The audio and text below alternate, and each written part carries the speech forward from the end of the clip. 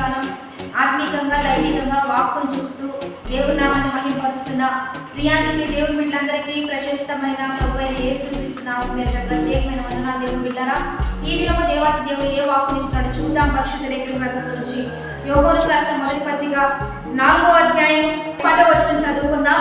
మనము దేవుని ప్రేమించమని కాదు, తానే మనలను ప్రేమించి మన పాపములకు ప్రాయశ్చిత్తమై ఉండుటకు తన కుమారుని పంపెను. ఇందులో ప్రేమే ఉన్నది. ఈరోజు దేవుని బిడ్డలారా, దేవుడు మనతో మాట్లాడుతున్నాడు. మనమేదో పరిశుద్ధులమని కాదు, ప్రభువైన యేసుక్రీస్తు ఈ లోకానికి వచ్చింది. మనమేదో నీతిమంతులమని కాదు, లేకపోతే మనమేదో గొప్పవారమని కాదు, మనకేదో ఫేవర్గా ఉండాలని దేవుడు రాలేదు. కానీ మన పాపులమై ఉండగానే, శాపంలో ఉండగానే, నశించిపోతూ ఉండగానే, పడిపోతూ నీతి నరకానికి చేరువలో ఉంటూ ఉండగానే తండ్రి అయిన దేవుడు మనల్ని ప్రేమించి తన ప్రియ కుమారుని లోకానికి పంపించాడు. దీనిలో ఉన్నది ఏంటంటే ప్రేమే. దేవుని బిడ్డలారా, ఆయన మనల్ని ప్రేమిస్తున్నాడు.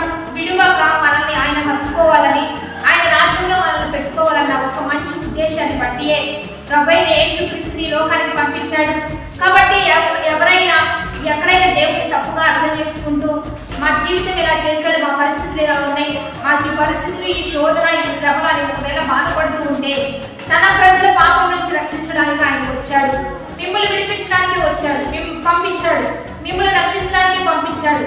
మీకు ఒక మంచి భాగ్యాన్ని, పరలోక ఆ యొక్క స్వాస్యాన్ని మీకు ఇవ్వడానికే తన ప్రియ కుమారుని లోకానికి పంపాడు. కాబట్టి ప్రభువైన యేసుక్రీస్తుకు వచ్చిందే మన కొరకు, మనల్ని విడిపించడానికి ఒక మంచి పరమాత్మను తెలుసుకొని శ్రమలో ప్రార్థన చేద్దాం, ఇరుకుల్లో ప్రార్థన చేద్దాం, నిందలో ప్రార్థన చేద్దాం, శోధనలో పడిపోకుండా ప్రార్థన చేద్దాం.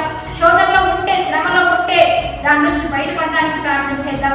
ప్రతినిత్యం యేసు నామాన్ని జ్ఞాపకం చేసుకుంటూ ఆయన రక్షించేవాడని, విడిపించేవాడని, విడుదలనిచ్చేవాడని, క్షమించి కృప చూపేవాడని, ఆయన మాత్రమే తండ్రి దగ్గరికి మనల్ని తీసుకుని వెళ్తాడని గ్రహించి ప్రతి శ్రమలో, ప్రతి శోధనలో దేవుని నామాన్ని స్మరణ చేసుకుంటూ ఆయన జన్మదినాన్ని బట్టి ఆయన వచ్చిన మన కొరకు ఆయన తెలుసుకుని దేవుని నామాన్ని గొప్పగా ప్రేమిస్తూ ఆరాధిస్తూ దైవికంగా ముందుకు కొనసాగుదాం.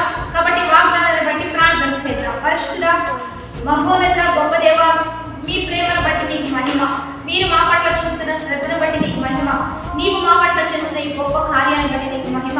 ఎంతమంది ఈ యొక్క వాగ్దానాన్ని బట్టి జీవిస్తూ ఉన్నారు, ప్రతి ఒక్కరి బట్టి నీ బలమైన కార్యాలు జరిగిస్తూ నీ నామ మహిమతో ఒక్కొక్కరిని ముందుకు కొనసాగిస్తూ బాడేస్ మ్యారేజ్ చేసిన వారికి దీవెనలు శుభములు ప్రకటిస్తూ నీ బలమైన నామాన్ని మహిమ తెచ్చుకోమని నజరేయుడైన యేసుక్రీస్తు నామం పేరట అడిగి వేడుకొని ప్రార్థిస్తూ ఉన్నాము గొప్ప తండ్రి.